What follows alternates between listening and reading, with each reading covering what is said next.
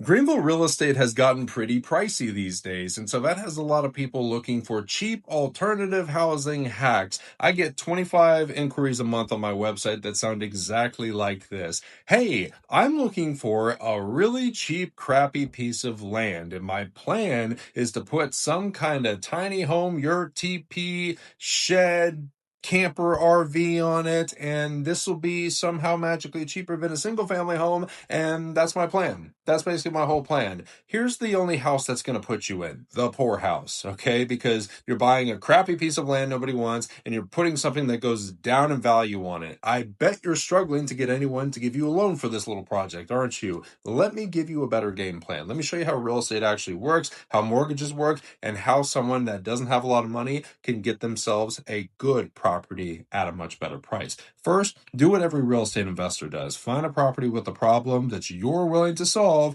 and make an offer. Make an aggressive offer. Get that valuable property at a discount. If you have a contract to buy a property at a discount that people actually want to buy, a valuable piece of land, a valuable house, whatever, you will have no problems getting the money you need to fix it up or to do whatever. Money always finds good deals. But for a lot of you, too risky, too much work, too complicated. I get it. So let's distill this down to something even your typical family can execute on with a real estate agent and an on market property.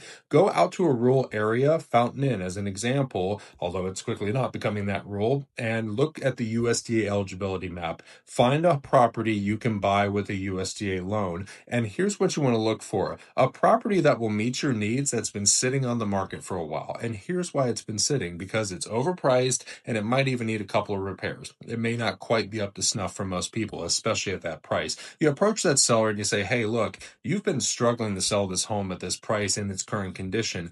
I'm willing to buy your house and I'm willing to pay more than your asking price, but here are the terms you need to work with me on. Whatever would be required by an appraisal to get this home USDA eligible, I need you to be willing to fix that stuff. We can get contractor quotes and all that and raise the price appropriately. Also, I really want you to cover all my closing costs because I'm light on cash. I can afford the appraisal, but not much else. So whatever we need to do to get the price up to a point where you can give me all my closing costs and get all those renovations and repairs needed, it may not be that bad. If you're willing to do that, I'm willing to sign a contract. So that's going to give you, seller, the certainty that you've been looking for. You didn't want to fix anything because you didn't want to do that and risk losing all your money, but I'm here willing to buy the property. Are you willing to work with me? Those are the kind of deals you need to be structuring and looking for, especially if you're light on down payment funds. Quit trying to live in a shed. Just learn how real estate works and get a better game plan.